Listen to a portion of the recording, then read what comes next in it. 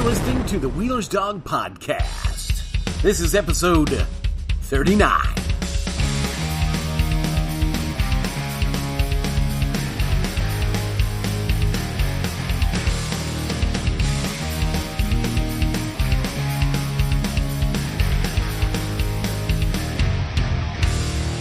Hey, this is Eugene B. Sims, and you're listening to the Wheeler's Dog Podcast. I do appreciate you checking it out. And last week, I returned to work.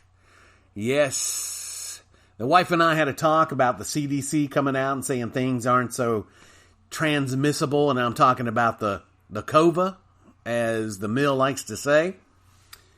So we decided that, it's time for me to get back to work and do a little things, some things and make a little money and, which is nice. And also it gets me away from the house, which keeps the mill happy and keeps me happy as well. Because, sometimes, we have friction. So anyway, I started back on Monday and went and had a DOT physical. That was fun. And so then I just called it a day. And then Tuesday, I went on a run and really screwed things up. And I discuss it. It is the number 5 dumbest things I've ever done. It's on the Patreon only, episode 38. So patreon.com/WheelersDog, $4. You can listen to it. You can listen to all of them that are there, all the extra podcasts. Something happened last week that we did was, let's start at the beginning. Last fall, our kitchen sink was making some noise. It was like the water was just spurting out and like, foomp, and water would just spit out. And I thought maybe the water pressure in the house was just a little too high, so I got a pressure gauge, measured it. It was a little too high. So I took it down. I thought that would solve the problem. Well, as you know, it didn't. Problem was still there, and I was like, okay, all right. It's got to be water on the lines, because we sit up on a hill. The water line's got to go upwards. So air, I'm thinking the air has got to get into the pipes somehow and rise to the highest points, because that's what air does in water. If you have like a little bubble of air at the very bottom, it will always go up to the top and pop. That's what air does. So I thought maybe it's just air coming through the pipes. Well, I'd be downstairs and I'd hear it go, foomp, and the pipes would rattle. And I was like, man, that can't be good for the pipes. Well, it just kept getting worse and worse and worse. And to the point where I finally noticed that it was going thump, thump, thump, thump every time the mill would run water. And it was starting to drive me insane because, as you know, she likes to save water by washing each bowl, cup, utensil by hand under constantly running water. Instead of putting it in the dishwasher and running the dishwasher maybe twice a week, she thinks she's saving water by running the dishwasher only one day a week, and she hand washes everything. The only thing I want her to hand wash is the Teflon. And even then, she likes to put water in it, and soapy water, and then put all the metal utensils in that. So, that's what I deal with. But anyway, I return to work. So Wednesday morning, I'm waiting on a call to work, getting a text telling me, what's going on, what I need to do, that sort of thing. Well, guess what? I'm not getting a text message. And I said, I'm not going to sit around here all day doing nothing. And the main reason that got me off my butt, the mill was in there running water. I asked her, I was like, please, try to take it easy on the water. Just back off on running water. As much as you possibly can. Because it seems like every time she walks by that sink, she's got to run some damn water. I don't understand it. Either she's washing her hands or she's washing something else. I don't know. It's just constant running water every time you turn around. And you hear it first thing in the morning. It's like, psh,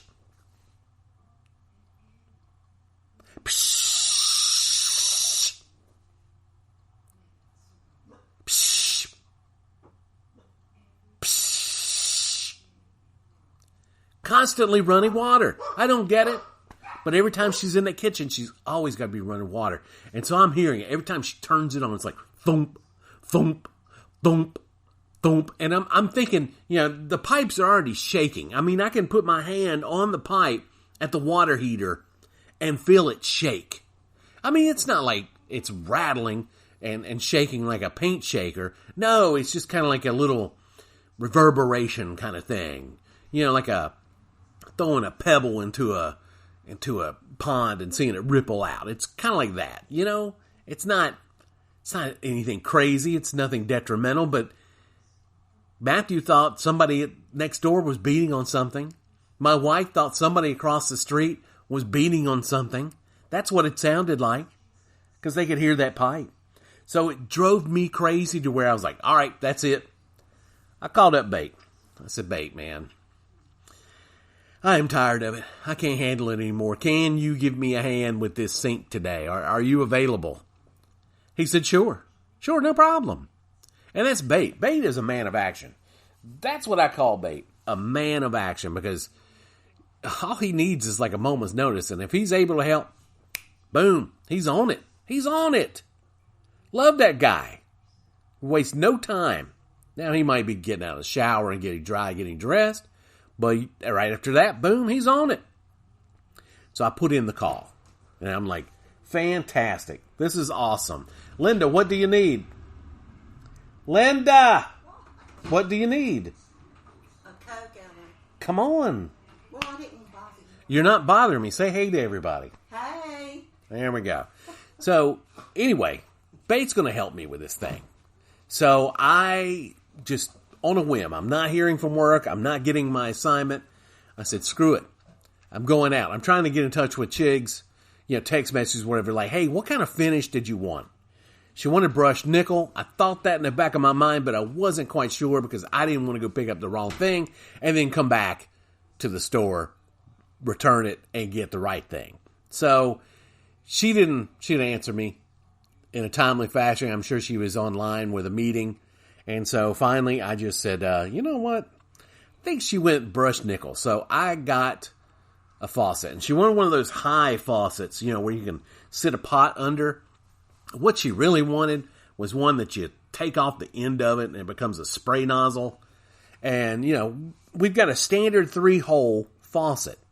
And I don't know what that's going to do. I don't want to end up with something that's not going to cover up the 3rd hole or the 4th hole. I don't know what I'm doing. I'm not a plumber. I'm not even slightly handy. So I didn't want to deal with that. And so finally she gave in. You're like, yeah, just get a 3-hole. It's not a big deal. So that's what I want. I just want something that works and something that doesn't go thump, thump, thump, because somebody's constantly running water. I almost put in an expletive there. I got home, right? Starting to work. Bate's on his way, and work calls. I said, I'm sorry, you caught me in the middle of a project. I no offense, I got a little tired of waiting. They got busy at the center because it is end of the month, or was end of the month. And as you know, the business I'm in, these trucks are used for moving. So it gets busy at the end of the month. So they got busy. So they didn't contact me. But I said, I'm sorry. I really hate to do this, but this woman is driving me crazy running water. So it needs to be fixed. It needs to be done. And hey, here comes Chigs. Chigs is carrying something in a glass. And what is that, baby? Rum. Rum? Yeah. Say hey to everybody. Hey, everybody. Oh, am I doing a shot here? Yeah. All right, folks, I'm doing a rum shot. I mean, if you're going to be antisocial, you might as well drink. I'm not antisocial. I have obligations. I know. It's nothing about being antisocial. This must be done. He's committed, y'all. See? Thank you. Thank you. You heard it. Straight from the Chigs. But anyway, they thought it was cool. They were fine with it. Generally, if they call up and you're like, you want to make a run today? If I say no, they'll go, okay. It's generally no problem. It's not a big deal. But then Bate finally got over here, and Bate started getting under the sink. And I'm like, Bate, let me do the heavy lifting. Just tell me what I need to do, because Bate's handy. Jim is handy. I don't know about Randy over there, but I'm not handy at all. I am just not handy at all. It's just not a pretty sight. Now, if you give me something electronic, setting it up, doing whatever it takes to get electronics going, whether it's wiring it up, doing boom, I can do that without the manual. I can just do it. I can set it up. It's not a problem. It just comes naturally to me. But anything that involves, more than a screwdriver, oh God, it's not good. And I get really frustrated with things, especially if they're not working out. I have been known to take things and throw them through backyards and front yards. I'm not very good with that sort of thing. I don't have the patience that a lot of people do. That's why mechanics, I've seen my father work on cars all the time. And whenever he gets a new part, puts it on there, and it's just not working the way it should, I can't deal with that level of frustration. No, I can't deal with that. That's crazy. That's for saints. That's not for a sinner like me. I can't handle that kind of junk. That's the kind of stuff that drives people insane. I don't know why anybody would want to be a mechanic. Yeah, I don't get it. It seems like a life of aggravation. But anyway, Bate would have nothing to do with it. He got up under the sink, and I figured out why later. I asked him, I said, man, I need to do this. I need to learn this. And he's just, look, I don't mean any offense, but, it's kind of tight under there. Now, if you were to take out the middle bar there between the two doors, maybe you could squeeze in there comfortably or get in there comfortably. So he's right. I'm a large dude. And I tried it after he was gone to get in there. And he was absolutely right. And he did the nice thing for me. And I repeated the nice thing for him. I got him a really good bottle of bourbon. Yeah, to show my appreciation. I really thankful for it. And so then we got it all in. And it works nicely. There's no... Now, I will tell you this. There's the occasional thump that happens. I don't know what it is, what's causing it, but it's only happened once since I put that joker in last Wednesday. So I think that's pretty good. I haven't heard it do it any since. So, maybe we're kind of over the hump on this one.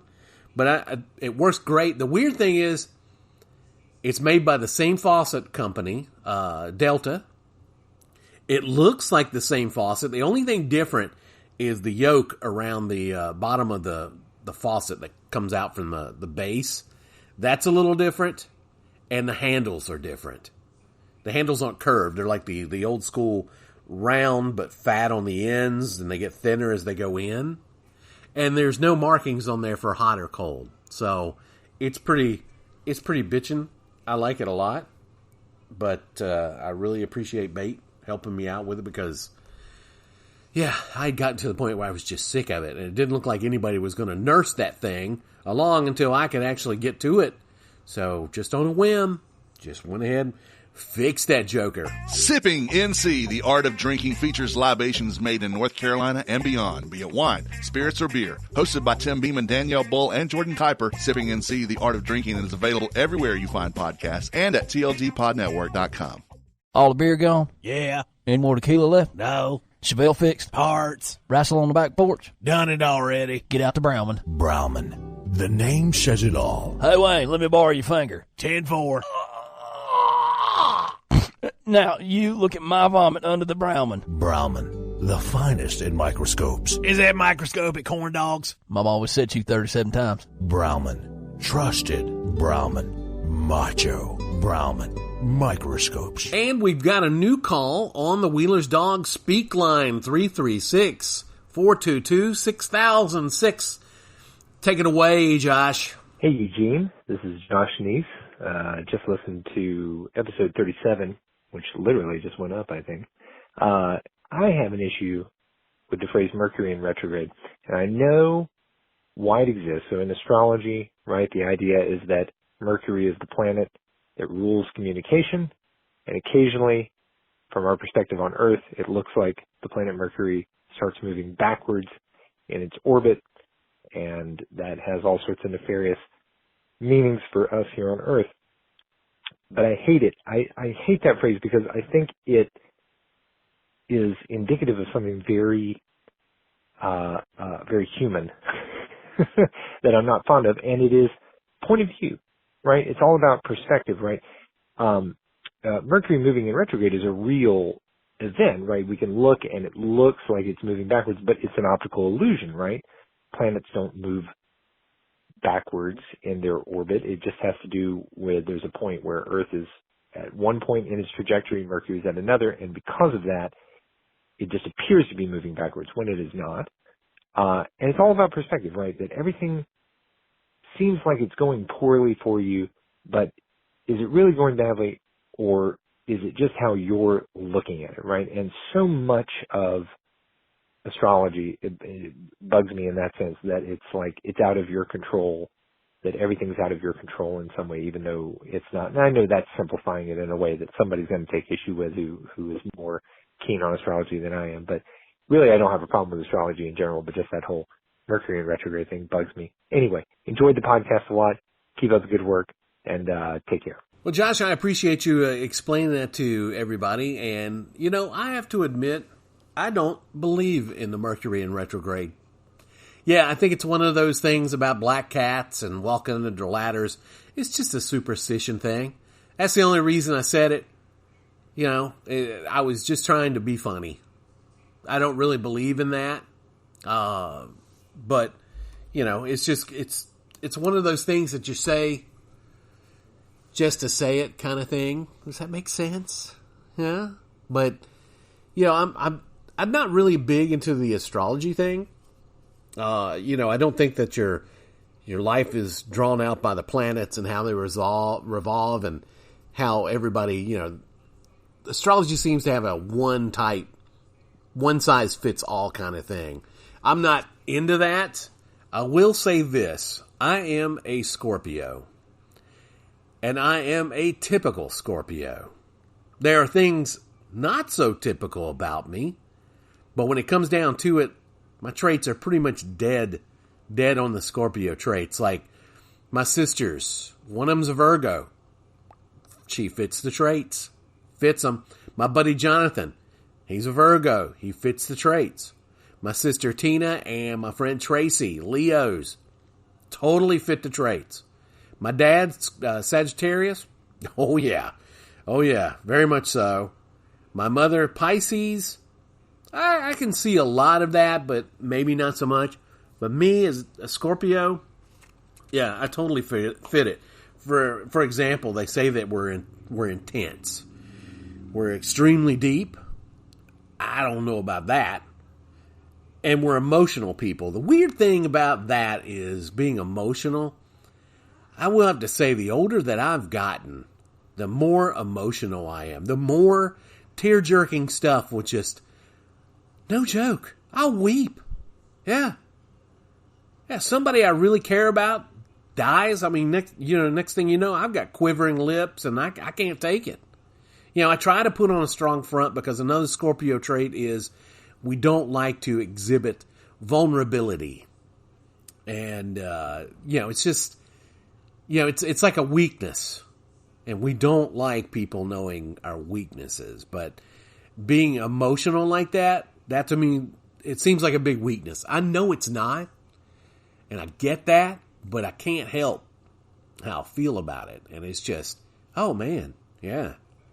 I mean, when my Uncle Malcolm died, I mean, I thought, yeah, okay, I'm going to be strong. Next thing I know, boom! I'm just bawling like a baby. Yeah, just can't help it. Just get really emotional. And even, you know, like TV shows or something, that music starts playing. Next thing you know, oh God, I'm getting misty-eyed. It's horrible. I hate it. I absolutely hate it. They say that Scorpios are natural leaders, such as director Martin Scorsese and Charles Manson. Yeah. He was a good leader, wasn't he? Yeah. Yeah. So yeah, got that. But I guess I'm a good leader. I'm not one of these people that want to micromanage. First thing I like to do is if I'm training somebody, boom, you're in it. I'm throwing you in like people do to teach kids how to swim. You know, like they used to do in the old days. Just toss them in. So I'm kind of like that. I'm tough-minded, very tough-minded. Good gosh. A lot of times there's not a whole lot of wiggle room with me. There is that. I have incredibly biting sarcasm. The thing is about Chigs, she's also a Scorpio. She has incredibly biting sarcasm as well. But the funny thing is, you'd think that the two of us would get angry at each other. But we don't, because I know what her game is. And oh man, she can be sarcastic, and she, you know, there's a reason why there's a Scorpion with the sting. Because our sarcasm can really get in there and just sting. We can find that little weak patch on you and just pop you with something. And I'm not proud of that. We just do it. That's our defense mechanism. And she does it. Oh man, she does it like a surgeon. But like Patton, I've read that book by Rommel. You know what I mean? So whenever she does something like that, I just kind of take a step back and it's like, okay, I know what you're doing. I know what you're doing. And she later apologized, but I don't say that. I just kind of sit back and like, okay, I'm aware. So it's kind of, it's good for us. I know how she is. And, you know, sometimes her boys don't really see that. And, so fireworks come up because, you know, they're on the defensive, but yeah, biting sarcasm. Determination, that's one big trait with us. When we set our minds to something, oh, good gosh, we do it. Like, hey, that faucet replacement. I just, on a whim, just set my mind, it's going to be done today, and I did it. I had been putting it off, you know, for the right time. And then a lot of times I do that because I'm not really into doing it. But once I get the determination to do it, oh, yeah, watch out, because that's all I'm into. Brave. They say we're brave. I tend to be. I've actually invited someone to hit me right in the face one time because I was just being sarcastic as hell. It was like a dispute I had with a woman at work, and her husband got in the middle of it. And so I just kept saying things, and I could see his fist just balling up on the side, and I was like, why don't you just go ahead and hit me, man? Because, you know, that would have gotten him taken off the property and never allowed back on, but he fought that urge. But I'm kind of brave about that stuff in a stupid kind of way, you know. There is one time where somebody showed up at Bates' house and everybody jumped to it. Everybody had their guns and took off to help Bate. And my wife is like, how come you're not going? It's like, I don't have a gun. I'm not that brave, nor am I stupid. I want to go somewhere and there's bullets flying around and I got nothing. Loyal? Yes. It's hard to earn my trust, but once you do, I am a loyal friend to you, always, and will bend over backwards to do anything for you. And I'm that way with anybody that, you know, I'm loyal. There's nothing else to say about that. Honesty. They say we're very honest, and I will tell you this, I am very honest with the ugly truth. If you really want the truth, the whole truth, you get it unfiltered from me. I will give it to you, you know, and I will be completely honest. You got to ask me, but I'll share it with you. And lots of times it's not very pretty, but that's just the way I am. And I'm very honest in the sense that even if I get too much cash back or something, even if it's like $2 or something like that, I have been known to turn around after leaving a drive-through, drive back a mile or so because I realized I had gotten too much money, and I went and gave it back. That's just me. I'm not always so honest. Like the time I went to a bank machine once, and I went to get $20 out, and out came a 50. I was looking at it and I was like, wow, $50. And I took off. I didn't get another transaction because I had known then that would be stealing. And plus, they would know because I'm right there on video, and I just figured, oh, okay, well, I made $30 here. I know it sounds bad, but there's been times, you bounce checks, stuff like that. I felt like I had it due, So, anyway, yeah. Ambitious. They say we're ambitious. I wouldn't say that I'm that ambitious, but I will say that when I'm determined to do something ambitious, it's going to happen. Like the one time Tracy and Jonathan and I, we put a band together in under a week with my cousin Dan and another guy named Joe on vocals. We put a band together under a week, practiced the whole week, and went and won the GYC Battle of the Bands. Yeah, the GYC Carnival had a Battle of the Bands. We were only together 1 week, and we won it. We won 5 hours of studio time at Traxion Studios. It used to be on Gate City Boulevard. I don't know what it is now. I don't even think it exists. Well, the studio doesn't, but the building, I don't even think it exists anymore. But we were determined to win that. And damn if we didn't. So, yeah, I think it was 1986 GYC Carnival Battle of the Bands champion. It's the only championship I've got under my belt. Jealousy.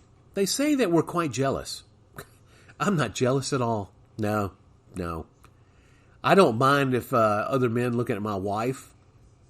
I just don't. I'm not jealous at all.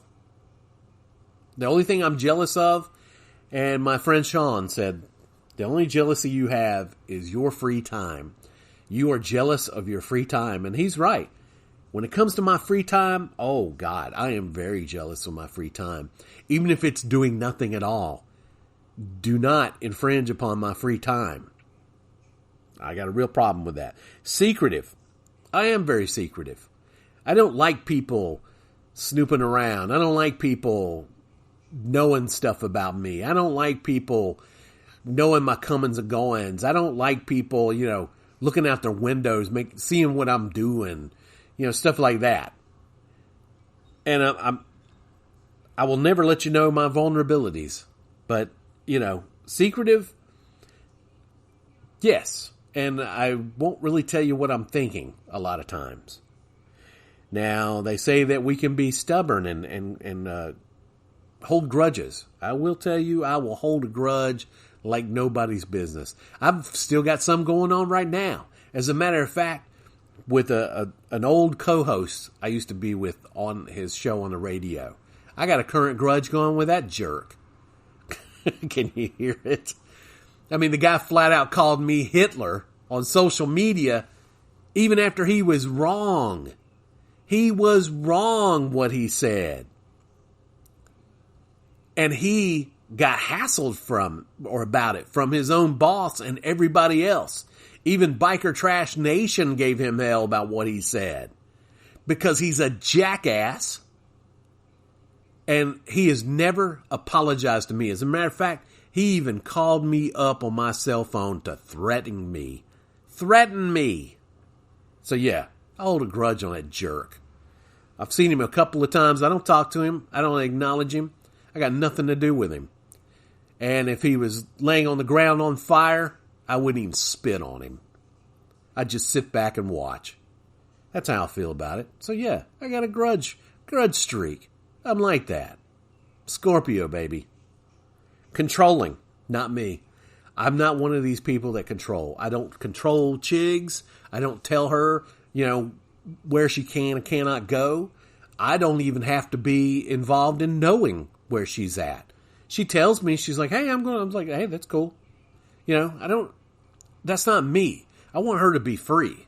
She has her own life. Be free. I'm totally cool with that. So I'm not a very controlling person, but I hate being controlled. I'll tell you that. And then stubborn. I am big on compromise. Like when Chigs and I have a fight, I want to settle it right then. I don't want anything else to go on. I don't want any anger to boil and fester. If we have a disagreement or something, it's got to be settled instantly. Let's get to the root of the problem. Let's find out what's going on. Let's fix this. Let's work on it. I am big on compromise.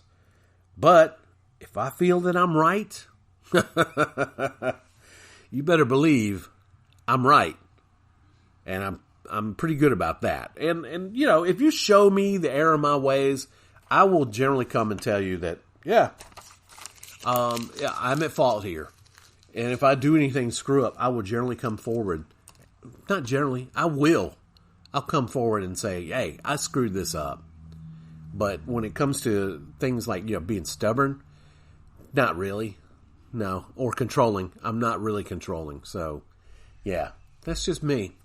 But if you have any other kind of questions or things that bug you, like Josh had right there, or Mercury in retrograde, by all means, call the Wheeler's Dog Speak line, 336-422-6006. You want extra episodes of the Wheeler's Dog Podcast? Of course you do. No one in their right mind would pass up an opportunity to get a bonus episode every week. Not every once in a while, but one every week. Just go to patreon.com/WheelersDog and get into the dog share for just $4. $4 every month unlocks all the audio. You can even listen with the Patreon app for tablets and smartphones. Patreon.com/WheelersDog to contribute. It's the best gift that you could ever give yourself, really. Maybe. And that wraps it up here for the Wheeler's Dog Podcast, episode 39. I'm Eugene B. Sims, and I appreciate you listening. And I want to thank associate producer Tim Beeman. Forgot to thank him last week, and I am so sorry. Tim does a lot for me, getting this podcast out and making a video for the YouTube channel. And if you're not subscribing to the Wheeler's Dog YouTube channel, by all means do so. Follow at Twitter at Wheeler's Dog. And for God's sakes, like the Facebook page. Yes, I need more likes. I need more numbers.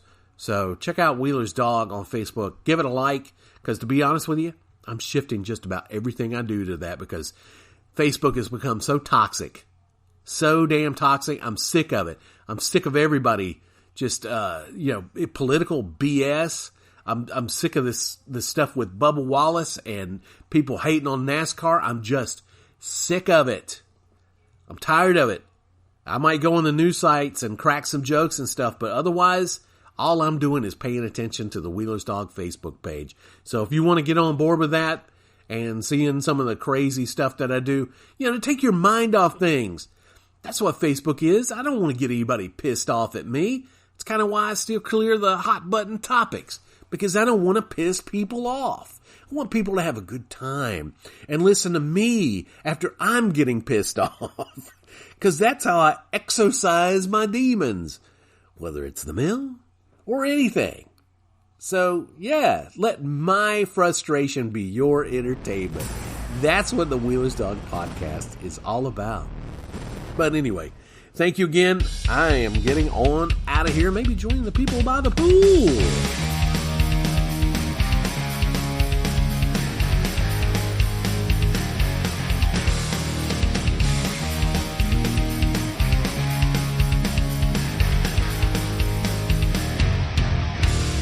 Hey, Wayne, let me borrow your finger. 10-4. Now, you look at my vomit under the Browman.